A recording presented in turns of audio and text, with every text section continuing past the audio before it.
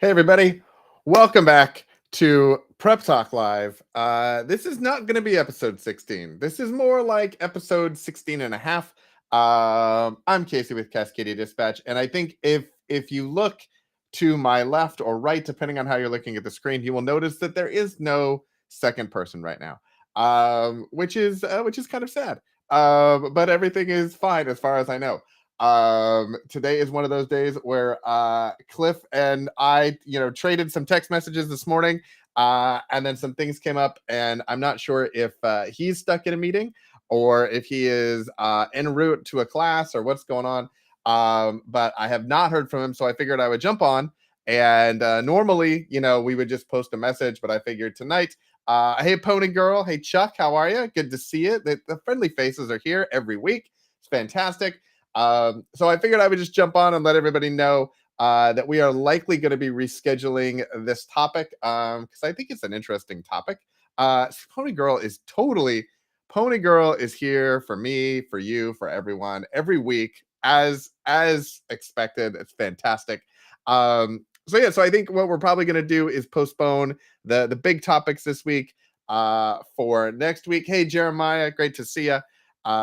We've got all the usual suspects are here, except for Cliff. We have no Tup today, but we have me. So anyway, so I just wanted to jump on and say hi to everybody. I hope you guys are having a wonderful week. I hope that if you were in the Northwest and it started to rain again, it's getting all gloomy and gross.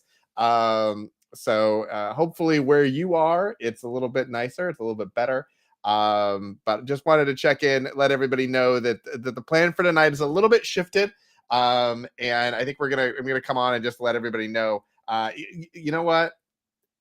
It is very likely that Mom is pissed at him and he is having a timeout.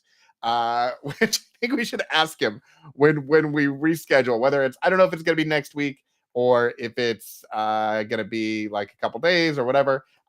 Usually Cliff and I are pretty good about at least checking in on times and making sure that we know what's going on. But today is one of those things where I was just like, I haven't heard from Cliff and he hasn't responded, which means he's likely either Mom is very pissed or he is probably in a meeting and can't get to his phone. So in that case, we are going to put off the topics for next week. Chuck, I'm sorry to hear that. Rain is just, when you get 24 hours of rain, that's a rough way to live.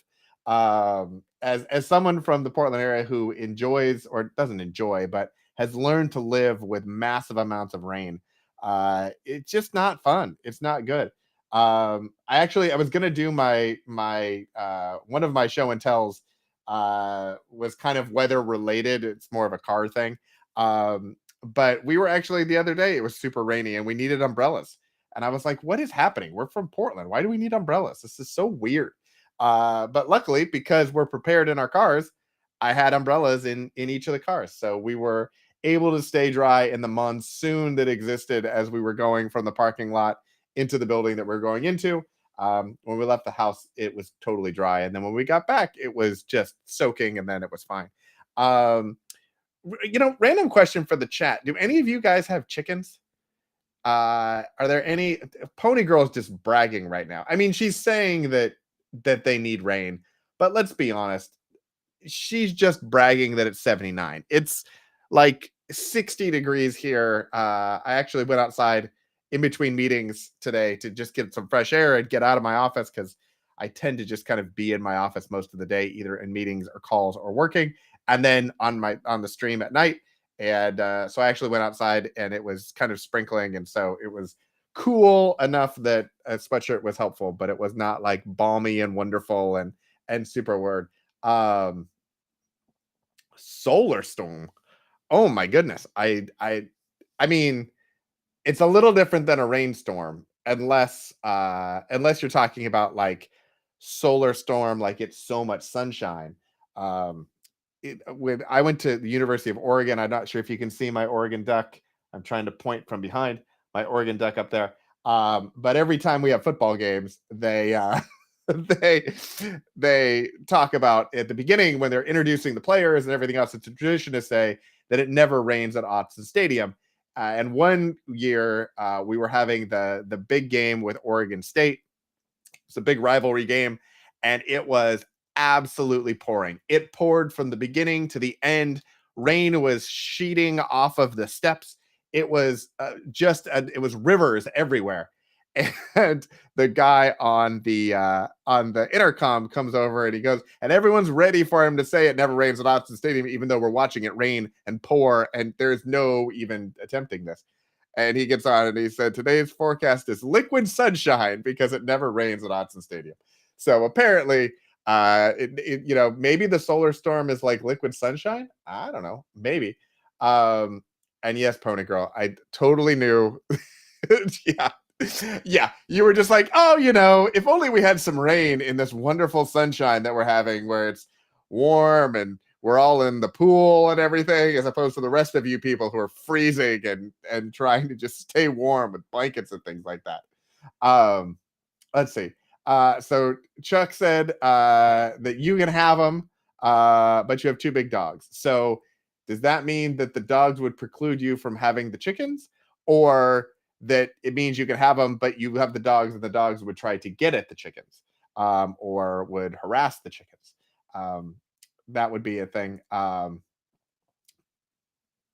Maybe rabbits.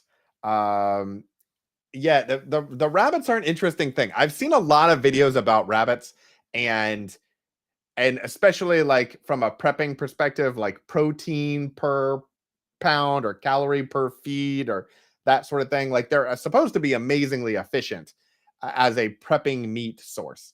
I don't know.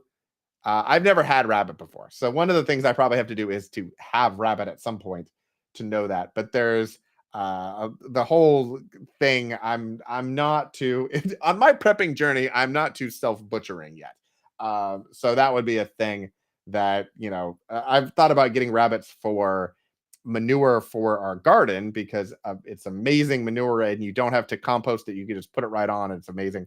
So I've thought about doing that. And it's one of those things that's like, okay, if everything goes south, you could eat them as meat. And at that point, I would probably be forced to do the whole butchering thing. But I haven't got that yet. I have seen some really cool setups where people have chicken coops and rabbits in the same spot. And so the chickens and the rabbits kind of live together, and the manure from one gets composted in with the manure from the other, and it becomes this whole thing. So that I think is also a pretty cool idea. Let's see. Yeah, the dogs would definitely try to eat them. We have coyotes that run around behind our house, and so we have to have like a chicken fortress for our chickens. And there was a thing. The Pony Girl is trying to get backyard chickens. It's always amazing to me how many cities don't allow backyard chickens. Like they just run around. Like they allow dogs that are way louder, and people take them and they get in everybody's yard and everything else, and the chickens just kind of hang out in the area that you put them in. So it's always interesting to me. Like obviously roosters are a problem, but if you're allowed dogs, it's kind of like to me the cities that outlaw like cell phones for distracted driving, but it's totally fine for you to eat in your car or put on makeup in your car or have like a dog that's not strapped in that just keeps running back and forth. I always feel like those things are as distracting, if not more physically distracting, than having a cell phone.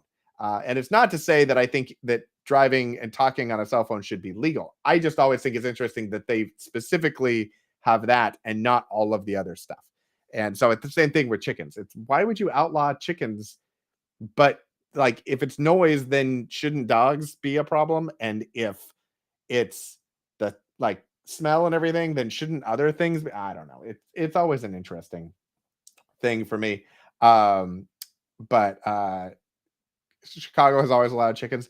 Portland and Beaverton, which is the suburb little city that we live in, I think they allowed them. There was no real like definitive thing, and then they actually had a vote to allow them. So Portland proper has some rules about it. and then Beaverton. And then when you get to like the unincorporated areas of the county that surround it, you can have anything. So we have some friends that live a couple of blocks away that happen to be in the unincorporated county, and they can have pigs and goats and cows and whatever they want. But you go 2 blocks in, and now all of a sudden we have to have only 4 chickens, and they have to be this whole thing. And so you have to have a chicken coop. It's got to be this far away from the fences and all that sort of stuff. There is a lot of that. I have thought about calling Rogue and seeing if she has some meat chickens that we can add, or not meat chickens, milk chickens that we can add. But right now we have a few of them, and our coop is falling apart. We got one of those pre-made coops from not Tractor Supply. We got it from Coastal Farm and Ranch, but they sell them all over the place. They sell them at Wilco and Tractor Supply and all that. And got it. We painted it with exterior paint because we knew it was going to get wet. So we were like, this will be fantastic. And the first year that we got it up and got through wintertime, the rain got inside the roof and all of a sudden started to absolutely destroy the roof and the nesting boxes. So we've managed to kind of keep it together a little bit. And this last year was really rough for the chickens because they were like, it was wet a lot more. And so the nesting boxes started to fall apart. So they couldn't really be up at the top, and they couldn't really be. So we've been trying to kind of make it work. And I think we're in the process now of trying to find a new coop for them. And we wanted them to be out mobile. We have the area of our lawn. We've kind of we started with a larger lawn and kind of 2 areas of lawn in our backyard. And we have slowly started to maneuver it with, we put a deck on part of it up at the top. So that's gone now. And then I took half of the down, kind of the below lawn. We have like a terraced lawn. So imagine it's at the top and then down and over. So we took half of what was at the bottom and I put tomato trellises there. And so now we've got tomato trellises and planters. So we only have half of our yard lawn left. And so we got a kind of like a kennel sort of a thing that we could put the chickens in and they could kind of pasture. It's our tiny pasture in our little suburban homestead with 4 chickens. That I don't know how you can have an urban homestead with 4 chickens, but we're trying. So the idea is to let them be out there and graze on the lawn and enjoy the grass and the weeds and everything. And so now we're looking at, instead of replacing the standing coop, to actually get something that's mobile. So we've been looking at some of the ones online. And so if anybody's watching, or if anyone watches the replay of this and has ideas for mobile chicken coops that they like or love, please go ahead and leave them in the comments, because right now we're trying to decide between, I think it's the egg glue and the Formex snap and lock. There's one group that does a mobile version of it. So we're looking at that. But I don't think we're going to go with a new wooden structure like that. Yes, we are trying to free range as much as we can in what is a very confined space. Our backyard has gone through iterations. When we bought our house, the couple that we bought it from were elderly and they wanted no maintenance. And so it was river rock, kind of like I would imagine Arizona landscaping would be. It was river rock from corner to corner. And we had to have all of the river rock removed, which was, I think it was 9 dump trucks full of river rock out of our yard to then put in some lawn and some bark dust and sprinklers and bushes and all that sort of stuff. And we got it all looking nice. And then we decided to start preparing for things. And so slowly the bushes have been replaced with blueberry bushes and currant bushes and raspberry bushes. So we're kind of going more of an edible thing. All the ground cover we've put in, we've started to rip it out and replace it with herbs like oregano and rosemary and lavender. So we're trying to kind of get that going. And then we've slowly taken over areas with new planter beds. So I think originally there was nothing for a planter bed. And now we have a big kind of L-shaped raised bed. We have 1, 2, 3, I think 9 of the stock tanks, the metal stock tanks that you can get at like Tractor Supply or Coastal. We have about 9 of those that we've turned into planters that we've placed around the yard. We've added a couple of more, I would say, slightly raised beds.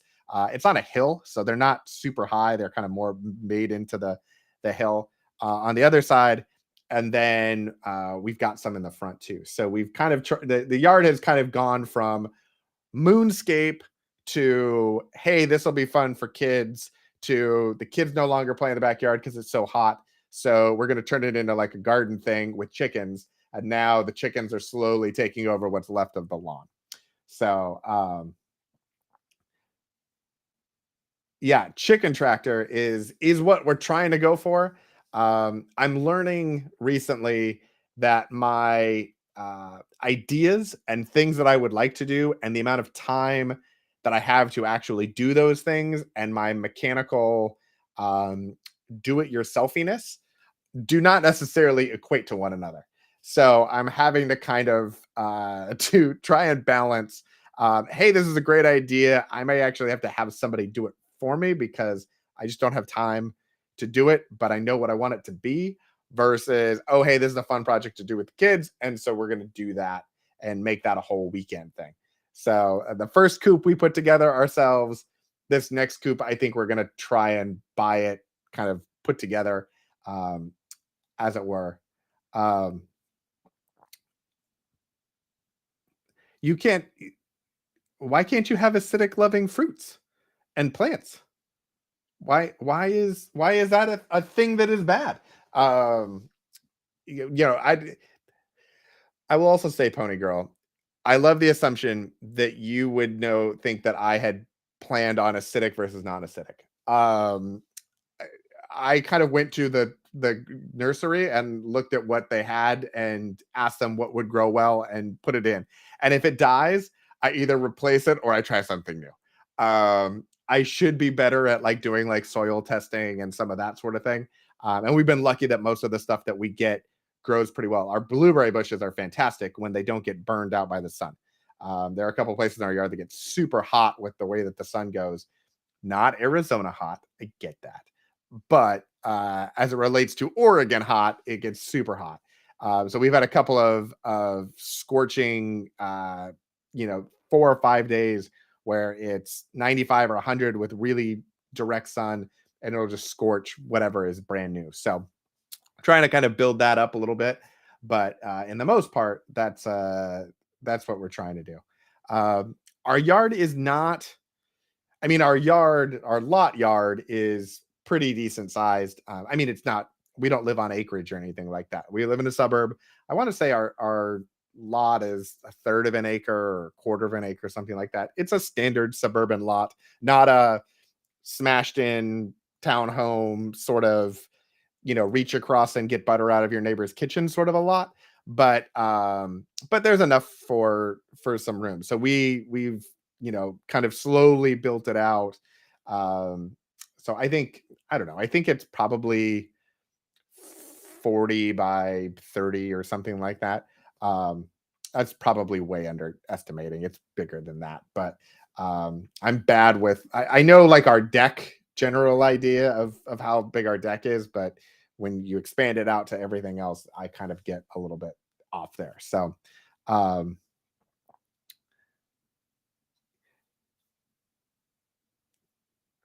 oh well, that's unfortunate. I'm sorry to hear that your soil does not like berries. We have great. It's the whole wine country thing, I think, but we have great berries. So there's always tons of blueberries. The blueberry bushes go bananas. We've had pretty good luck with raspberries and blackberries. We actually have blackberry bushes on one side of our fence that are the thorny, prickly kind. And then I've got a couple of the thornless ones that we're trying out to see how those work. Because nobody, berries are great, but if you can avoid the sticking of them, like why not? So we're trying those out. The currants actually did okay last year. We're really hoping they get established. We've got some cherry bushes. Because I like to find random bushes that do things but don't do them the normal way. So our neighbor has a gigantic cherry tree with a bunch of um, different strains of cherry or species of cherry. I don't know. I think cherries are a species. So different types of cherries that have been grafted on. So when it's in bloom, there's 4 or 5 different types of cherries that are on this tree. We got a bush because we didn't want to have a big cherry tree. We got a bush cherry. It's a cherry bush, and so it's supposed to make cherries, but be a bush form. So that'll be interesting to see if that works. We also got some miniature um, peach trees that have been kind of hit and miss on actually making peaches. So I think they need to get established. So I'm hoping this year we really see some decent peach production. But that'll be an interesting thing to try. We've had a couple of apple trees that do okay. We had our first pear from our pear tree. We've had the pear tree for like 6 years, and it has never produced a pear. Last year we got a pear, and we absolutely had a bite of that pear. That was an amazing, most expensive pear ever, but we totally ate that pear. Um, we were out there. We saw the mason bees going, so that'll be interesting. Um,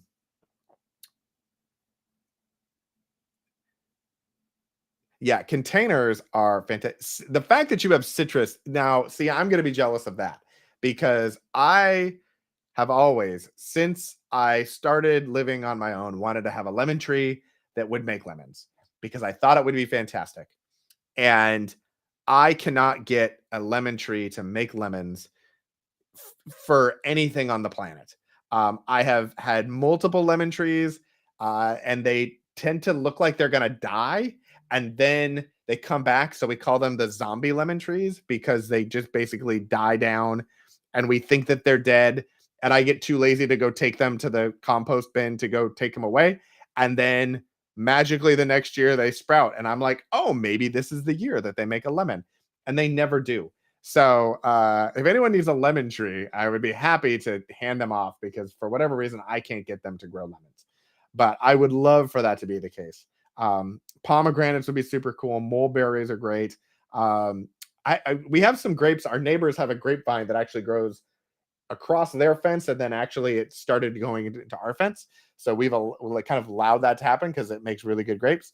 But we actually got our first grape vine to try last year. We're hoping it'll do something this year. It kind of grew and then stopped, and so we're hoping it'll do more this year. We're also trying figs this year. We got the tree last year. We're trying them this year. Hopefully, it'll do something. I don't know how long figs have to grow before they actually become productive, but we shall see what happens there.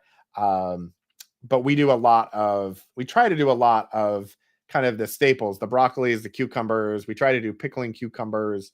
We do carrots and radishes, uh, kind of the low maintenance gardeny things. We've tried to do leafy greens like lettuces, and I keep having to try to move things around to find a spot for them because they just bolt so fast and get bitter in the sunshine. So we tried a gutter garden for a while. I don't know if any of you have ever tried a gutter garden. That was an interesting little experiment, but we tried that. That was hit and miss. Um, Worked okay for strawberries. Now we just have planted strawberries all over the place. So strawberries are everywhere. Asparagus, I put asparagus crowns in all of the beds everywhere because those take a while to go. So this is our first year where we're actually going to get to harvest some of them. So I'm very much looking forward to that. Um, I often do garlic and onions. Those are fun. The kids like those a lot. It's kind of a fun thing to put them in the winter and then get them again in the summer. I did not do garlic this year. I am going to do onions, but I think we'll do them from the little starts and not from, we don't do them from seeds, but the onion sets sometimes work and sometimes don't, but they sell the kind of pre-sprouted ones. So I think we're going to try those and see how that goes. Um, I'm not sure actually if what we do from a gardening perspective is any sort of like financially beneficial thing. It's more of a, hey, this is fun for us to do. The kids like to do it. It's a fun family thing. And if we can actually make something with what we grow, that's fantastic. Zucchinis always work. The tomatoes are fantastic. But we've kind of also over the years trim that down. So it used to be that we would do beefsteak tomatoes and we would do Roma tomatoes and everything. The beefsteak tomatoes never really worked out well. And the Roma tomatoes were great, but we would get like 6 or 8 of them. We never got like a big harvest. So now it's all cherry and grape tomatoes, and we do the indeterminate ones, and they just grow and grow and grow. And we have more tomatoes than we could ever know what to do with. So sometimes we'll like dehydrate them. Um, Strawberries in hanging baskets is great, and protecting them from the birds is critical. Uh, it's so annoying when you put things in your yard. You go to the effort to put things in your yard, and then the wildlife decide to come in and just eat it all. It's like, come on, did you not? You didn't plant anything, birds. If you're gonna at least bring something to the party, that would be nice. But all you do is come and eat our seeds, and then you eat the fruit and the leaves and everything else. Um, so yeah, so the wire around the baskets is really great. Do you get them? Do they come off like a waterfall sort of a thing on from the hanging baskets? Because that's a thing that I thought is always kind of fun. Um, we have a couple of areas where we have strawberries now that kind of go down hills and by stairs and things, so they kind of look have a cascading effect to them. So that's kind of fun. We enjoy that. But then again, like one of the things I found is that gardening is a great thing for the kids. It's a great family thing. So instead of doing all one kind, we'll go out and get 4 or 5 different types of strawberries, and then we'll get the wild and crazy ones. So we have a couple of the white strawberries that are white with red seeds. They're like reversed. So the kids think that's fun. We've done carrots, but then we also get the purple carrots because, why not? We do green beans, but they also make a purple bean, so we'll do that sometimes. Um, we also let the kids pick out, what is the thing you want to experiment with. So one year they wanted to try Brussels sprouts, and one year they wanted to do corn. Uh, None of them worked out the way that we wanted to. But they were fun experiments, and the kids like to see them go up and grow, and then try to figure out why it was that they didn't actually work out the way that we had planned. But um but yeah, having the kind of the overflowing baskets is super fun. It's a great thing. My wife wants flower baskets. She's always asking for flower baskets, and we always remember it, but like after they've come out. So this year we might do a couple of those. It's always difficult though, because you get them and you put them up, and then after a while, because they're annuals, the flowers go away. So it's like, okay, we got the basket, we put it up, and it was good for a week and a half, and then the flowers go away. And so it would be great if somebody came up with a flower basket that had really long lasting flowers, or multiple flowers that would like flower in succession through the season, sort of an idea. Um, yeah, the kids absolutely love it. Um, that was one of the things that they really love. We go get potatoes, and they get to pick out what potatoes, and we've let them pick out different things. We have pink blueberries, and we have all kinds of stuff, and so they really enjoy it. They love the chickens. They don't love feeding the chickens because they're still the height difference between them and the chickens is still not enough that they feel like they really are kind of dominating the chickens. So that's a thing that we're still trying to kind of work on and work through. But yeah, I would say that the kind of the urban suburban homesteading thing has been a fantastic thing for them. Um, I am very jealous of you, Chuck, that you were able to grow corn that was sweet as honey. We grew corn and it tasted like dirt. It tasted like absolute nothingness. It was just awful. We were actually surprised that there were any corn that grew on our stalks. But when we took the corn and we took it in and we cooked it, because you know when you've tried to do it and you make the thing and you're like, okay, I actually put in all the effort and I have made corn, so I'm going to eat this corn because we tried. It did not taste good at all. So we were missing something there. But one of these days we might try it. I've heard that corn needs a certain amount of space and a certain number of stalks to actually work and grow the way that it's supposed to. And so I think that's one of our issues is we don't have enough space.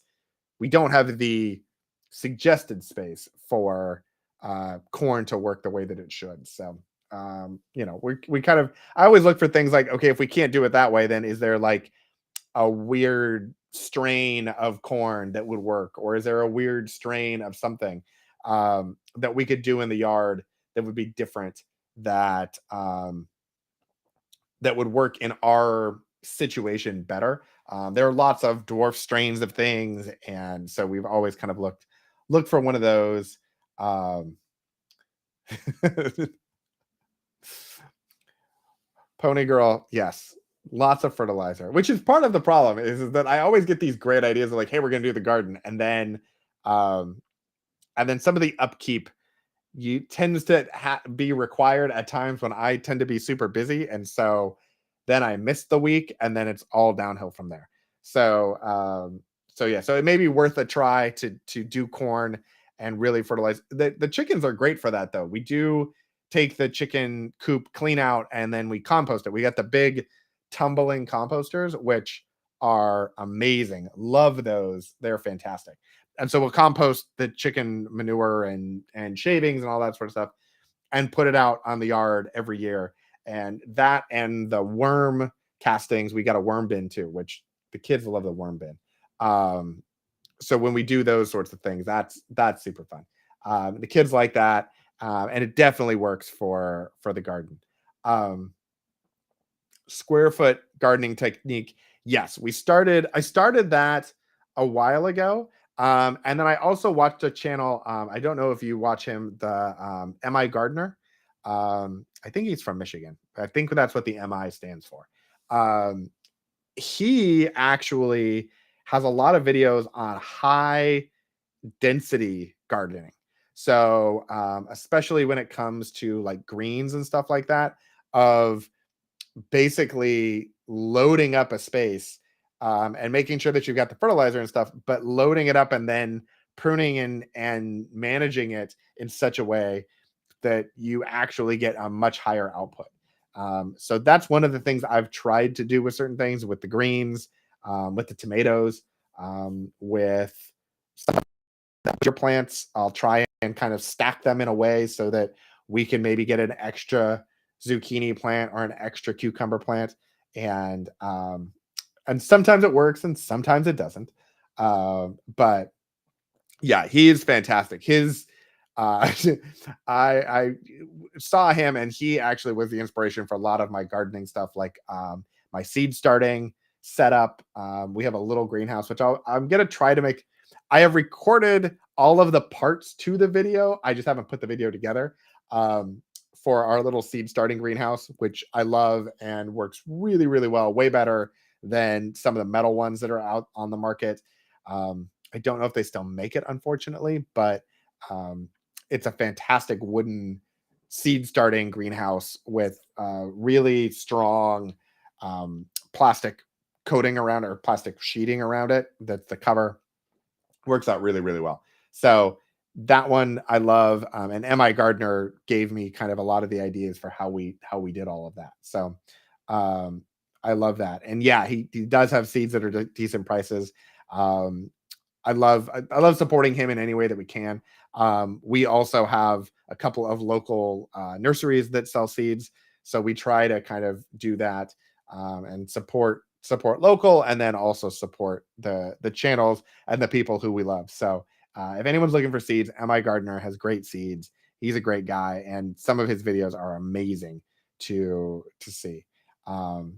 Absolutely, go check out his channel. See if you can find some on like the high intensity gardening. He's got some great ones on greens and tomatoes and some of that sort of stuff, where he's figured out ways of just overloading what you would think it would be and having really, really great success. So anyway, I want to thank you guys for hanging out. I was not planning on hanging out for this long, but thank you guys for hanging out. It's been wonderful. I've enjoyed our chat. I've enjoyed our time. Hopefully we will be back next week or later this week. I don't know, whenever Tup decides to show up or surface. we will do this. And if for some reason he can't do next week, then we'll come back and I'll do kind of the topics that we were going to do today. We'll do those next week. But yeah, have a wonderful, wonderful evening, everybody. If you haven't already, don't forget to smash the like button. If you're new, because I see there's more people watching than Chuck and Pony Girl and Jeremiah. So if you are here and you're new, go ahead and hit the subscribe button, hit the like button. We really appreciate it. Thank you all very much. This has been fun. I haven't done one of these by myself before. Yeah, hopefully Mom will not be pissed and he will be able to come out of his timeout and play with us again next week. So thanks again, everybody. Really appreciate it. We will see you Friday or Thursday or next week sometime. We'll notify you and do the thing. We'll talk to you soon. Thanks a lot.